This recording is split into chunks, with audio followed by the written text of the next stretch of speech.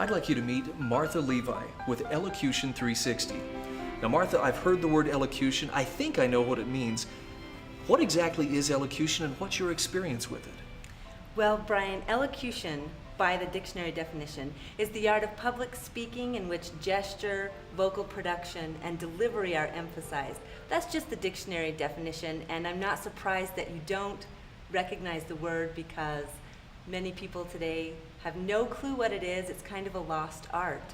But it was developed in England by a man named Thomas Sheridan, and it's really interesting how it came about because he was an actor, and he would go to church on Sunday and be bored to tears by the sermons that the ministers were giving, and he thought, naturally being an actor and having that experience, if they would just speak with a little more color in their voice, if they acted like they meant what they were saying and used their body, it would really have more impact on the audience. And so he started thinking, how can we teach this to people, this art of speaking inspiringly?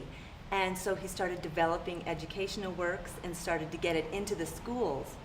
This was in the 1700s. So by the end of the 1800s, pretty much every school in America taught elocution as a part of their educational course. In fact, McGuffey had one of its readers dedicated completely to the art of public speaking.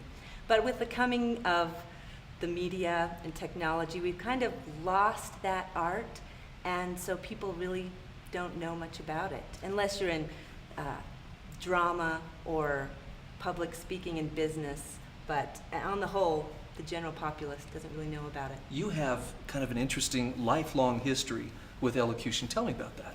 Well, my parents are actors and directors in the theater world, and that's how they met. And my mother was trained by an amazing mentor named Grace Nixon Stewart, who studied in London, came over and taught for most of her life. So when they got married, parents got married, my dad started taking from her, and then they had me, I'm the oldest, and of course, as soon as I turned 8, they stuck me in lessons with her, and I loved it. I took until I was 15 when she died, and I've just been performing and speaking my whole life. And people will say to me, that was so amazing when you speak. I don't hear people speak like that or perform like that anymore. I wish I could do that. And after I got married, I thought, this is something I need to start teaching because I don't see it anywhere, and there really is a need for it. So I began Elocution 360, and I've been doing that for 3 years, and it's really been a great experience teaching this language of inspiration.